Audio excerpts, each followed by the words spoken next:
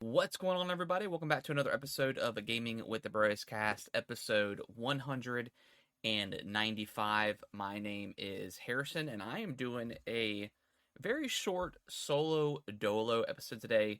Co-host Nick he went to a concert in Maryland and went to see the Maine, and got back a little bit later on Monday, and of course, driving makes you very, very tired, so we were initially going to skip, but I thought I'd just do a quick podcast to just talk about what I've been playing. Talk about the Game Awards a little bit because that'll be pretty relevant next week.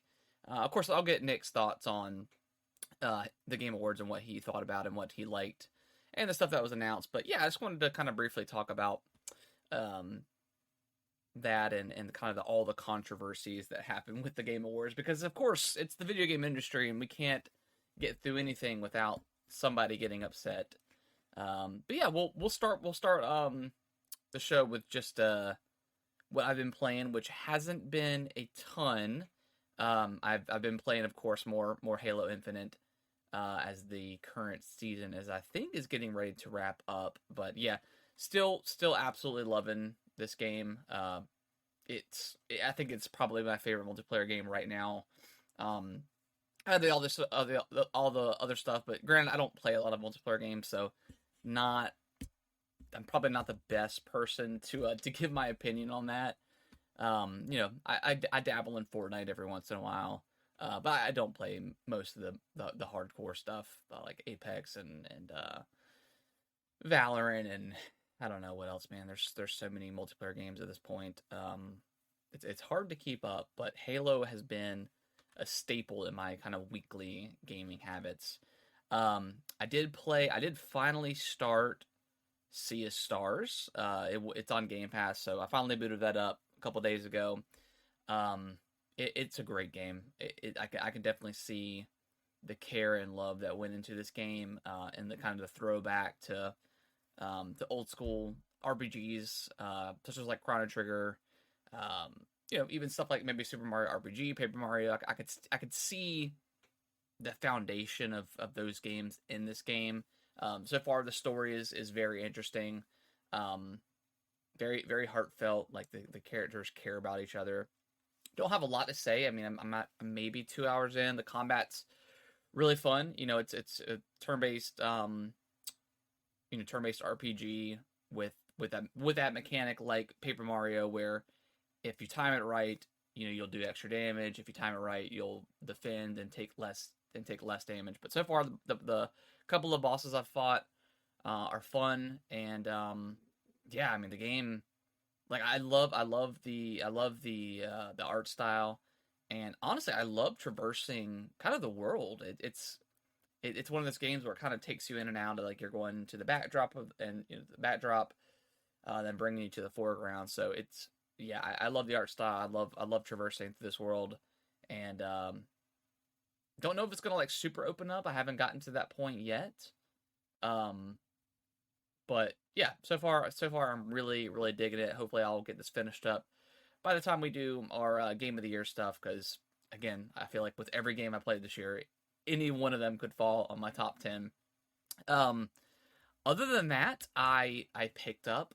We'll talk about the Game Awards here in a second, but I picked up Baldur's Gate 3. It finally dropped on Xbox. It shadow dropped that night of the Game Awards. My wife, out of all people, was actually pretty excited to play this game. It is split screen co-op as well as online co-op and stuff like that. But for some reason, a couple of people at her job were talking about it and just all the crazy and wild stuff you can do in that game and how it's pretty open and with what kind of choices that you can make. And she was very excited to play, and of course I was. I mean, it's the game of the year, according to the Game Awards. So yeah, I was very excited. So we finally booted it up on Sunday when we got some time. We created our character, very extensive character creator. Kind of like it's I don't know. I feel like this one and Cyberpunk are pretty extensive. Um, Starfield's pretty good too, but obviously, in this game, you're going to be you know uh, picking like your genitals and stuff. Like they don't necessarily. I felt like I can't remember if Cyberpunk had like a dong slider, but this one doesn't. But I mean, there's different options that you have, which is cool. You get all types of representation in this game, and that's what a lot of people love it for. There's so many different skin variations, skin color, skin patterns, freckles. I mean, it's really really extensive. Tattoos, ear piercings, different colored eyes, all types of eye color variations. Like it's pretty detailed. We probably spent about 30 minutes creating our characters. And then we got to the game, and I guess my wife didn't realize that the game was turn-based and not like a more action oriented. So I think she may be turned off of the game. She said she's going to try and play some more, but also this may be very specific to split screen, but when you're in split screen, because it cuts the screen in half vertically, so it gets very hard to determine where you are in the map, or on the battlefield or whatever you want to call it, and where the enemies are and where your character is. And I feel like the tutorial isn't that great. It just kind of throws you into it. Now there's like some on-screen text that pop up and stuff like that, but for like the first couple fights, we didn't know that you could hit RB and do like your special moves, or your magic, or whatever the case is. We were just kind of going up to these enemies and attacking. So that was a little bit of a bummer because we're kind of at like a standstill because we got into like the first, I guess you want to say, boss fight. I mean, we're still like in the ship or whatever in the very very beginning of the game, so we're not even like an hour in, but we're clearly at a point where I don't think we can win, and I didn't realize that there's no autosaves at all that I can tell. I think there is at some point before certain boss fights and like story moments, but there wasn't one in this case. So I had saved during this fight, but I had saved at a point where I think we would die in a couple turns. So I don't know if we have to start the game over. And does that mean we have to restart our characters and redo those again? Like, it's kind of a pain. I don't love that. I wish there was at least a pre-battle autosave or an autosave that even that starts right at the battle. I feel like that could be kind of a quality of life improvement. And then of course there's this glitch or thing going around about corrupting save files. So that's kind of scary in a game like this.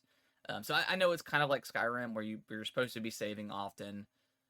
But I mean, the good thing with like Starfield, Skyrim, like it autosaves all the time, and it autosaves like every time you enter like a new room or something like that. So a little bit of a bummer. I'm definitely gonna have to dive into the combat and maybe even watch a couple of YouTube videos to try to get adjusted to it, and maybe once I have that knowledge, I'll be able to let my wife know how the game works. But right now, not blown away by it, but again, not very far into it. I know it'll get better. I don't know. She may not end up playing it with me. I may end up just having to dive in by myself, and that's totally fine. It is a very like hardcore CRPG, so I definitely get it. But so far, the stories I like this. I mean, it's again, we're still in the ship. The world seems very interesting. Pretty excited to keep going with it. As yeah, it's the most high regarded game of the year. So I feel like I've got to do my due diligence and give it a shot. Still haven't played any more Mario Wonder or Super Mario RPG. I think I'm Mario'd out at this point. Lots of Mario this year.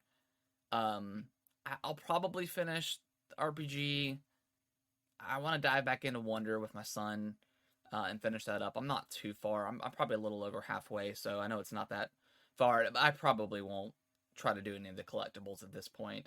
Just not a big 2D Mario guy, I think. Definitely more a fan of the 3D Mario games, and that's okay, right? But I think going forward, I think like the Peach game may not be a day one for me. I'm definitely gonna have to see more. But going back to back, spending full price on the two Mario games, I'm not blown away by them. I'm definitely gonna keep that in mind going forward for the Peach game and the Luigi's Mansion. Granted, I know that's a remake of two. Um, so yeah, I'll just have to be a little bit more diligent with my spending on Nintendo games. I'll have to see more before I just immediately dive in. Um, but other than that, that's all I have been. That's all I've been playing. I do want to go back and maybe play some more Jedi, but as we're getting towards the end of the year, I need to wrap up some of the older stuff. Hi-Fi Rush, I need to finish up just for the game of the year discussion because there's a lot of stuff to play. um, let's dive into to the Game Awards. So it was I thought the overall showing was pretty good. I would say a C. It was very very Jeff Keighley-esque, where it started off pretty good, like the first 30 minutes, and then we got just that maybe hour and a half lull of where nothing was really happening. And announcement wise, of course. Um, I feel like every Keeley thing is that though. Like it starts out really good, and then it's kind of a nothing burger for an hour and a half, and then like maybe we'll get an announcement or two that's really cool. But let's go over the announcements. So they ended with Monster Hunter Wilds, which as a person that doesn't love Monster Hunter, this was kind of a letdown for me. I didn't expect to be blown away by like a last announcement thing. I really did expect to see Elden Ring. I thought that could close the show. I know a lot of people like myself are hoping for Metroid Prime 4, which we obviously didn't get. Monster Hunter Wilds, it looks good, but it's not coming till 2025. So I don't know. I don't know if that was just a case that maybe there just wasn't anything else that he could have announced or anything big to show. But for Monster Hunters fans, that's cool. But again, it's 2025. It's probably early 2025, so that's good. It's not gonna be like GTA 6, where GTA 6 it's gonna be 2 years away from, like, we say 2025 and we want to say, oh, it's a year out, but no, it's holiday probably 2025, so probably 2 years away. We got the OD announcement from Hideo Kojima's Xbox exclusive game. Jordan Peele is involved in it, which is very cool. Obviously Jordan Peele is kind of a master at this point of the horror genre, and I'm very excited to see Kojima go back to the horror roots. Well, obviously we got, I guess not to his roots, but PT was an incredible demo that we got. I've still got it on my PS4. I haven't played it in a while, but that's one of those things that I go back to every few years just because it's incredible. But yeah, it was just another like let's bring Hideo on the stage and have 10 minutes talking about this game that we don't know a lot about, and that kind of ties into the discussion of this year felt very,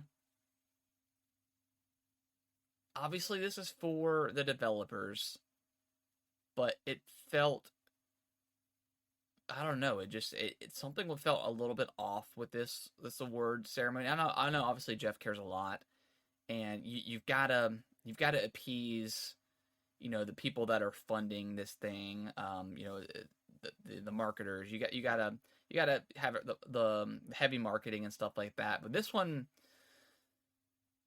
felt very corporate, to the point where they were giving developers a minute to give their speech and holding up a "please wrap it up" sign. I know this has a lot to do with Christopher Judge's. They say it was an 8-minute speech last year, but it felt like it was more than that, right? It definitely felt more than 8 minutes, but yeah, it just felt very corporate this year. I mean, when you've got Eiji Onuma on the stage, the lead designer uh, of of Zelda right now, of Tears of the Kingdom, Breath of the Wild, and you're telling this man to wrap it up when he's fluent in Japanese. His main language is Japanese, and he's got an interpreter beside him, and you're telling this man to wrap it up. It seems so corporate. Like, come on, like this is one of the greatest designers in gaming right now, and you're telling him to wrap it up. That seems crazy. And then when Larian came on the stage, and they only let them bring, I think, two people on the stage now, two or three, just because of the whole thing that happened last year with the Bill Clinton kid, and they brought the whole they brought so many people on, and he kind of snuck in. um and they're talking about the design and all that stuff, and then it's not the Game Awards fault, but it's like right when they were talking about the person passing away during development, and then the music comes on. It's like, man, it feels kind of bad. But I know, again, that's not their fault in the timing of things when they were in their speech. But, and I'm not saying we need like 3 to 4 minute speeches, but like maybe 2 minutes. Like, this is a big deal, and I know that most people don't care about the Game Awards. They just care about the announcements. I know game developers do care, because it's a moment in their history where they're getting awarded for something that they spent years on, blood, sweat, and tears. So it's important. Um, Big moment that I thought for me was God of War Ragnarok. Is getting some free DLC actually today of recording. Which when we saw Kratos come on, I was like, oh my god, they're what is this, like a spin-off game? Is this like the Atreus game? But no, it's the free DLC titled Valhalla. It's like a roguelike kind of thing, Trials Combat, which is pretty disappointing, but it's free. And it did come out today that there is some story behind this thing that takes place after the events of Ragnarok. So that's pretty cool. I'll probably at least check it out. Don't know if I'm gonna finish it or anything like that, but hey, at least we got some free DLC is always cool. Now, I'm not gonna go through every single announcement, just kind of the big ones. Um, Marvel's Blade is in development at Arcane Studios. It's a third-person Xbox game. We don't know if it's Xbox exclusive or not. That's kind of the big story out of the Blade announcement. But again, it's third person, which is weird for Arcane. So we'll see how that it translates and how that looks. But could be very cool. This is one of those things where it's a licensed game, so we don't know. It could go either way. I could see it being an Xbox exclusive, except it's going to be Game Pass, so they're not going to be selling a ton of copies of that. And Marvel's going to want that money, right? They're going to want the game to sell. So it could be one of those things where it's going to be on Game Pass, and then it's going to come to PlayStation. It's going to come to PC, but it could also come to PlayStation. That's kind of up in the air. But we'll see how that goes. Very excited though. I mean, Blade's a very cool franchise. So it could be very interesting. The third person is interesting to me. We'll see how that pans out. Sega announced a bunch of games in development, including Jet Set Radio, which is awesome. No Man's Sky, developer Hello Games showing off the new game.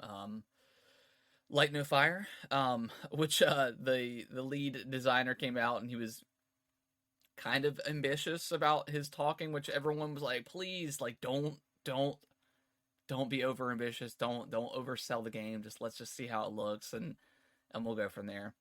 What else did we get? Skull and Bones got another release date, February 16th. We'll see if that comes out. Big moment in the show for me, Dragon Ball Sparking Zero got a proper reveal. Not Budokai Tenkaichi 4, but it's basically Budokai Tenkaichi 4.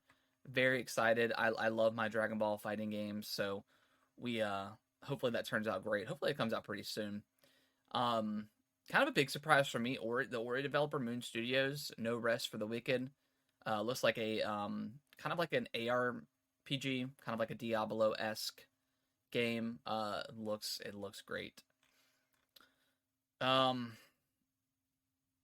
Mr. All Right himself came out, Matthew McConaughey, and a new sci-fi RPG coming out from some BioWare developers. It's called Exodus. I don't know. It doesn't look super intriguing to me yet. It looks kind of generic, but we'll see. Um, the Jurassic Park survival game coming from Saber looks interesting. A lot of people have been kind of saying that it's Alien Isolation, but in Jurassic Park. So that could be very cool. Like a horror Jurassic Park game could be awesome. We got another look at Hellblade. At this point, I am super hyped for Hellblade, but I am just ready. And we got a little bit of gameplay. I'm ready for a release date. We still haven't gotten a release date yet, which is insane. It's been in the Game Awards 3 years in a row. So at this point, I'm just ready for the game to come out. It looks like the most gorgeous game on any platform. It looks incredible. I'm pretty excited. I played this game a bunch at this point, but Brothers: A Tale of Two Sons is getting a remake. Coming to PlayStation 5, Xbox Series X, S, PC. I don't know if the Switch had co-op, so hopefully these remastered versions have co-op as well. The original you played both characters with the controller. One stick controlled one, and the other stick controlled the other. Still a really cool game, but co-op is definitely where it's at with that. And that's I mean, there's definitely a bunch of other announcements, but nothing that blew me away necessarily. I'm just kind of scrolling through the list of all the announcements here. Yeah, nothing. I don't see anything else that was really crazy. World of Goo 2 revealed. Let's see.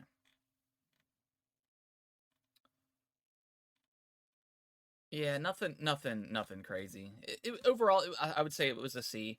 Um, it was a long show. It was like 3 hours. Again, the announcements kind of came.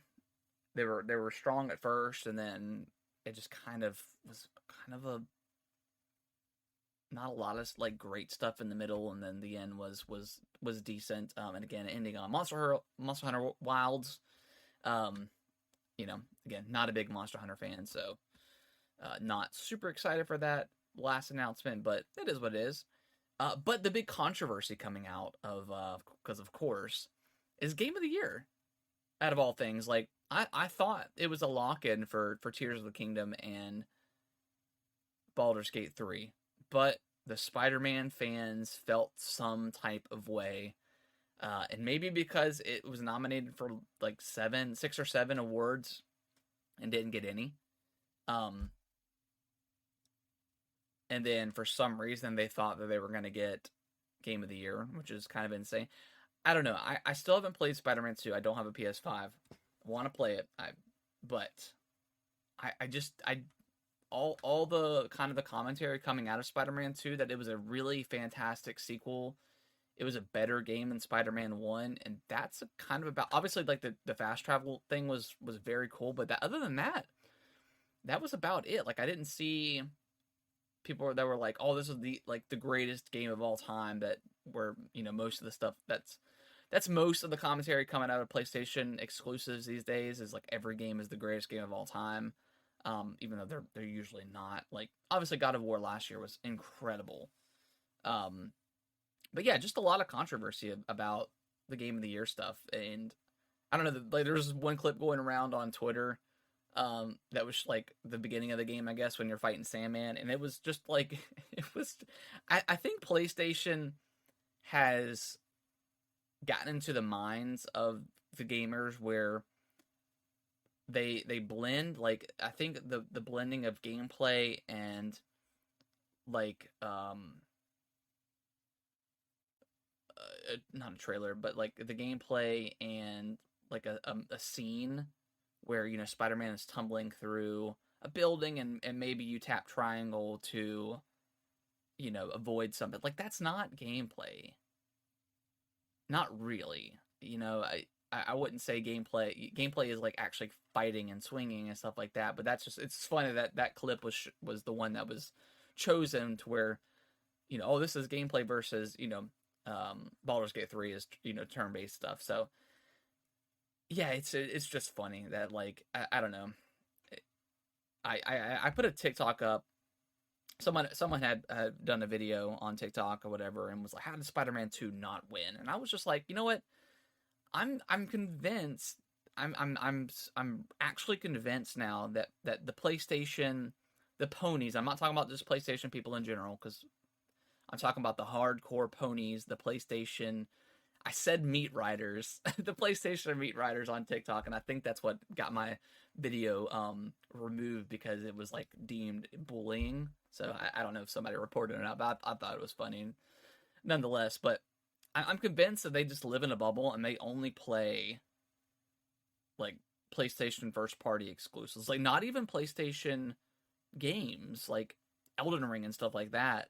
Like Alan Wake, like actual they just play first party games. So it's when Spider-Man 2 was the only first party game really that came out this year, of course that's your game of the year, right? But I find, but in these videos, people are like, "What is Baldur's Gate 3? I've never even heard of it. What is Alan Wake 2?" Because Alan Wake 2 it also swept the Game Awards. It won a lot of awards. Zelda only won one, which I thought was crazy. But I mean, Alan Wake 2 and Baldur's Gate 3 kind of swept, and deservingly so. I mean, Alan Wake 2 was honestly, if Alan Wake 2 took the Game of the Year award, I would be ecstatic. I would be so excited for them. Um, but when you come out and say what is Alan Wake 2 and what is Baldur's Gate 3 the biggest game of the year, either you're lying or you're just delusional. I don't know what the answer is. Like you can't just live in this bubble where that's all you know about is Spider-Man. But maybe you do. I don't know. I feel like I hark on like PlayStation all the time, and I don't mean to, but the PlayStation like hardcore ponies are like the worst gaming community online, and they're insufferable. And I wish they would just stay in their own bubble and just talk to each other and just leave everybody else alone because it is so annoying. Like Spider-Man 2, the only I think personally to me, and again I haven't played Spider-Man 2, but the only award I thought it even had a chance was maybe in best performance, and of course it didn't win that. Everything else, I don't think it had even a remote shot. Like leading up to the Game Awards, it was clearly Tears of the Kingdom versus Baldur's Gate 3. And that was like last year's Elden Ring and God of War. Like there was no other game really in that consideration. So I don't know. It's funny, but yeah, that was kind of the big controversy. And then obviously, we talked about it a little bit earlier, but with the whole corporate thing with the Game Awards, and it just felt kind of wrong pushing it. And then like some other games were just kind of pushed to the side. Like they had the side stage, and they're like, "Oh yeah, Sea of Stars won best indie game." Like just in a quick announcement. It's like, man, like they couldn't have gotten like a little bit of stage time, but I get it. I get it's a show and they want to get these announcements out, but when you have Hideo come up and do a 10-minute plus speech about his new game with no like gameplay, like I don't know, and then you got all the ads and stuff like that. And again, I get ads are important, but you have all the ads come up, and it just seems a little bit too corporate.